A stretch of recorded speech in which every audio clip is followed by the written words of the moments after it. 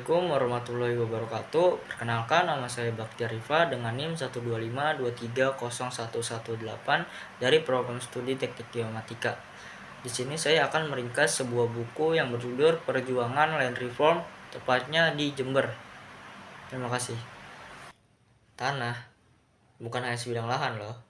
Bagi rakyat kecil, tanah adalah kehidupan, sumber penghidupan, bahkan harga diri. Di Jember, tepatnya Jawa Timur, sejarah tanah adalah sejarah panjang tentang perebutan, perlawanan, dan harapan. Inilah kisah panjang perjuangan land reform masyarakat perkebunan, kisah yang penuh luka sekaligus penuh makna. Mengapa land reform? Sejak masa kolonial, tanah di Indonesia didominasi oleh perusahaan perkebunan besar. Perusahaan Belanda menguasai ribuan hektar tanah, sementara rakyat hanya menjadi buruh murah tanpa hak atas tanah. Situasi ini menciptakan ketimpangan besar. Di satu sisi, tuan kebun asing hidup mewah, di sisi lain, rakyat desa berjuang sekadar bertahan hidup. Konflik agraria pun terus terjadi, baik di Sumatera, Jawa, hingga Jember. Performa agraria hadir sebagai cita-cita besar, membagi tanah secara adil, menghapus ketidakpastian, dan menata ulang struktur sosial pendesaan. Bagi banyak petani, land reform bukan sekedar soal ekonomi lagi, melainkan soal martabat. Tanah adalah simbol kedaulatan, dan tanpa tanah, rakyat kehilangan kendali atas hidupnya sendiri. Perkebunan Jember. Jember dikenal sebagai kota perkebunan. Tembakau, kopi, kakao, dan tebu menjadikan daerah ini terkenal hingga ke pasar internasional. Namun, kejayaan ekspor itu tidak berarti kesejahteraan rakyat. Perusahaan-perusahaan asing seperti HFA dan BTM menguasai tanah luas, menciptakan jurang sosial yang dalam. Buruh perkebunan hidup dalam sistem paternalistik.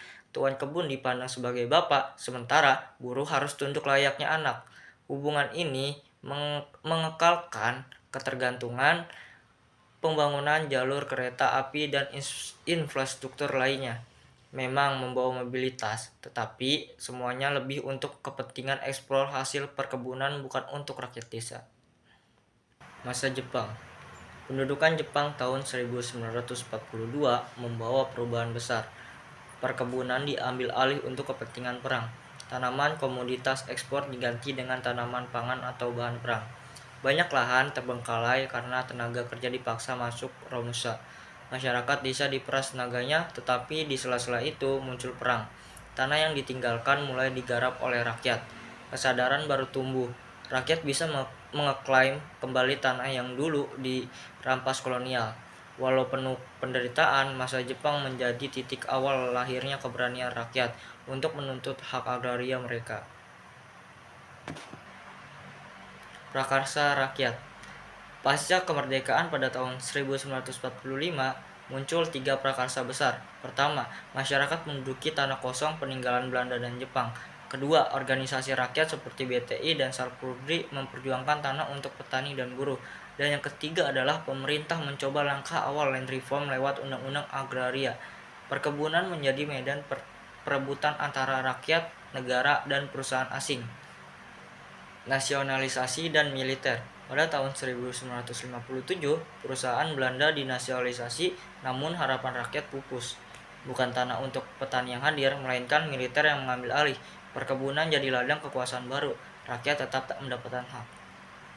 Land reform dan aksi sepihak.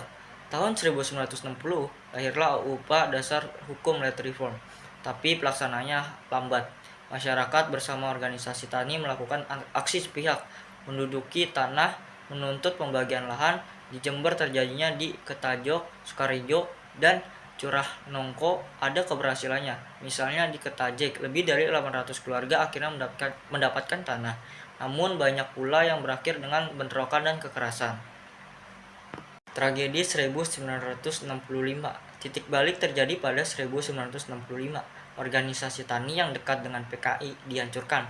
Perkebunan berubah menjadi lokasi eksekusi dan penguburan massal. Sejak itu, land reform dianggap tabu, dicap sebagai agenda komunis. Rakyat dipaksa keluar dari tanah yang mereka garap. Orde Baru mengganti cita-cita reforma agraria dengan revolusi hijau, pembangunan pertanian berbasis modal asing.